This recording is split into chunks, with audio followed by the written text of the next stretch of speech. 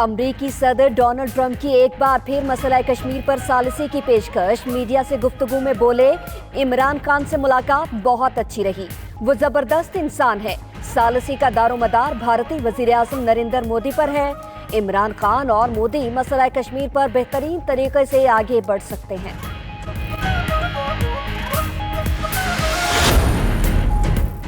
Senate की तारीख का सबसे बड़ा अपसेट, अपोजिशन की तहरीके अदम एतमाद पर अपने ही 14 अरकान दगा दे गए। 9 वोट चेयरमैन सादिक संजरानी के हक में पड़े, 5 मुस्तरद हुए। वजीर आजम इमरान खान का सादिक संजरानी को टेलीफोन, तहरीके अदम एतमाद नाकाम होने पर मुबारकबाद दी। हासिल बजीजों का बयान, कौमी इदारे के सरबराह को मुतनाज़ बनाने की मुतरादिफ करार। DGISPR major general Asif Ghafoor का कहना है, मुल्क के अहम इदारे के सरबराह पर इल्जामात बेबुनियाद हैं। ऐसे बयानात जमहूरियत की कोई खिदमत नहीं। जाती सियासी मफादात के लिए पूरे जमहूरी अमल को बेतौकीर करना दुरुस्त नहीं।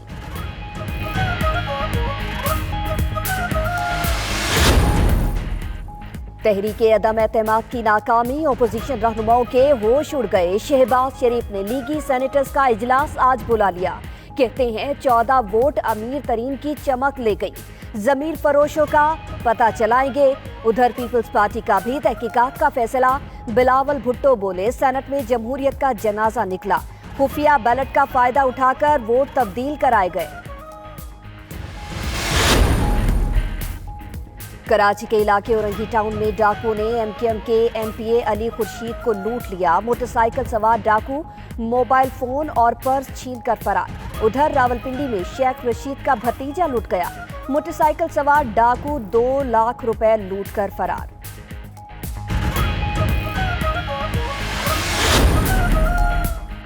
लाहौर के इलाके जौहर टाउन में LDA टाउन प्लानिंग की कार्रवाई। कब्जा ग्रुप मंशा बम की दुकान समेत दीगर गैर कानूनी दुकानें मिसमार कर दी गई।